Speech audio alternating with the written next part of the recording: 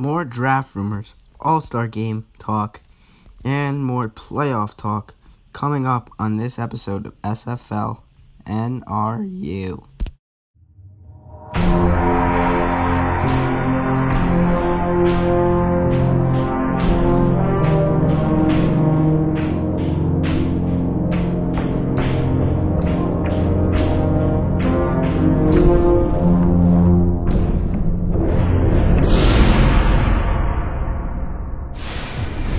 So, one of the biggest things in the SFL right now is the All-Star Game, which is starting up before the SFL Championship, and there have been voting by teams, and 5 players we already know made the All-Star Game, and those players are Vincent Lancelotti and Max Holroyd, who were both part of the Mustangs, and Corey Conlon and William Hawkins, who are both part of the Jaguars.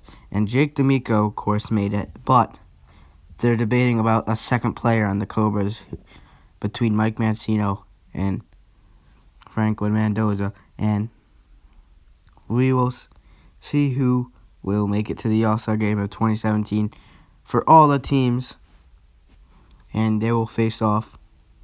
Right now, it'll be for the All-Star Red team, Max Holroyd, Corey Conlon, and the All-Star Blue team will be Jacob D'Amico, Vincent Lancelotti, and William Hawkins. It'll be a 4v4 match. All-Star Blue just needs one more player, and the All-Star Red just has 2 more to go. So, be excited for this year's All-Star Game. Last year there couldn't be one. There were talk about it, but it ended up not happening. It ended up being canceled. But now that we will officially have an All-Star Game in the SFL. There is some huge talk going around the SFL, the award ceremony of this year. Who's going to win MVP? Who's going to win the Offensive and Defensive Player of the Year? That is all going to happen right before the championship. And it's a huge question mark of this year. We had a lot of talent from these players this year. But who will come out top in some of the choices we have with MVP, Offensive Player of the Year, Defensive Player of the Year, Rookie of the Year, Comeback Player of the Year, and the Sportsmanship Award. This is going to be a tough one, but we will see who will come out on top, or which player will come out top for each of these categories. Okay, we are coming up on Week 6 of the SFL regular season. That is the final week of the season until playoffs hit. So we are here at the end of the season. This is a big deciding week of who gets first place.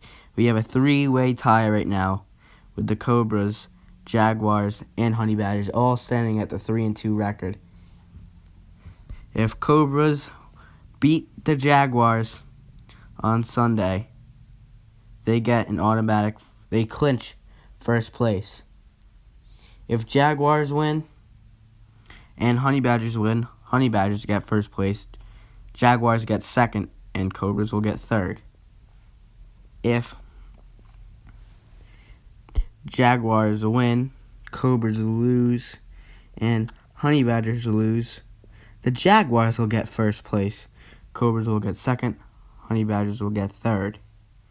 So, this is a big deciding week for these 3 teams. Mustangs already clinched the last place position and the 4th seed in the playoffs, but don't underestimate them. They could still come out on top. This is all going to be a huge deciding week in the 2017 season to see where they place in the playoffs and see who their opponent plays in the playoffs. So, the first place team will play the 4th place Mustangs, and the second place team will play the 3rd place team in the playoffs, and whoever wins those games moves on to the SFL Championship of 2017 or Super Bowl of 2017. Okay, so the last thing to cap off this SFL N.R.U. is these 2 expected players, like almost definite, to be in the 2018 draft class of the SFL season. We have Corey Conlon and Sam Placido.